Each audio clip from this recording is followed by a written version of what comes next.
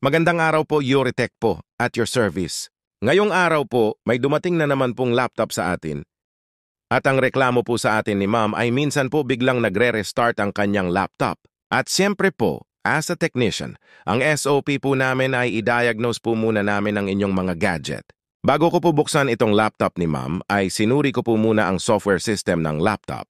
At ang una ko pong napansin, sa system ng laptop ay masyadong mataas ang percentage performance ng CPU. At maliban doon, wala naman po akong nakitang ibang problema. Kaya minarapat ko pong buksan ang laptop ni ma'am. Pagkabukas ko po sa laptop ay ang unang bumungad sa akin ay ang maduming blower fan ng laptop.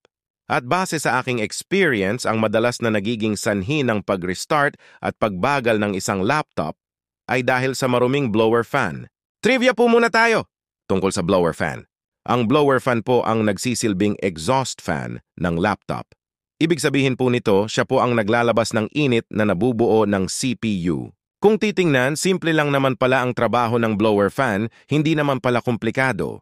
Pero ang simpleng trabaho pala niya ay hindi nangangahulugang maliit lang din ang kanyang ambag sa performance ng mga laptop. Dahil sa blower fan ng laptop, napapanatili niya ang tamang temperatura para magawa ng CPU ang kanyang trabaho. Sa madaling salita, isang mahalagang parte ng laptop ang blower fan, kaya nararapat lang din na siya ay pangalagaan. Dahil siya ang tumutulong kay CPU para hindi mag-overheat.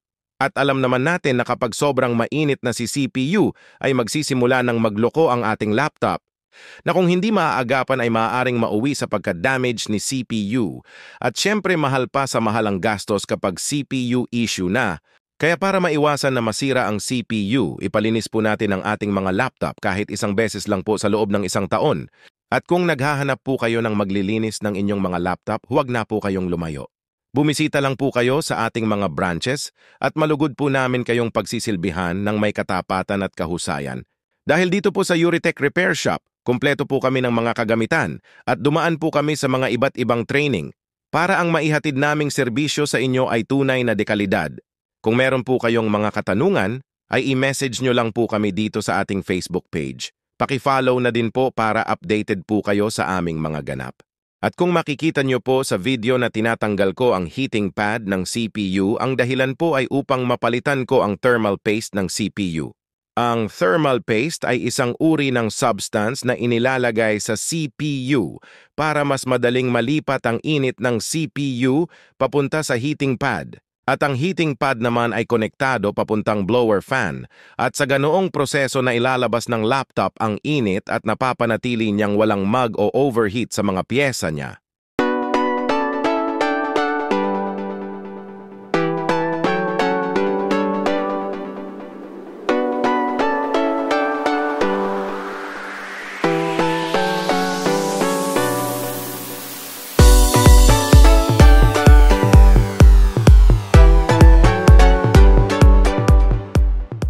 At pagkatapos kong mailagay ang thermal paste at maikabit ang heating pad, ikakabit ko na rin ang battery para mai-assemble na ang laptop.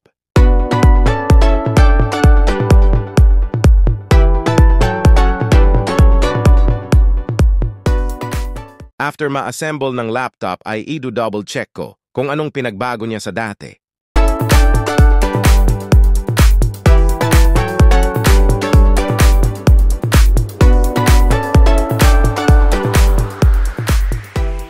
Kung makikita nyo po sa video, bumaba na po ang percentage ng CPU mula sa halos 70%. Ngayon po ay pumapalo na lamang po sa 10%.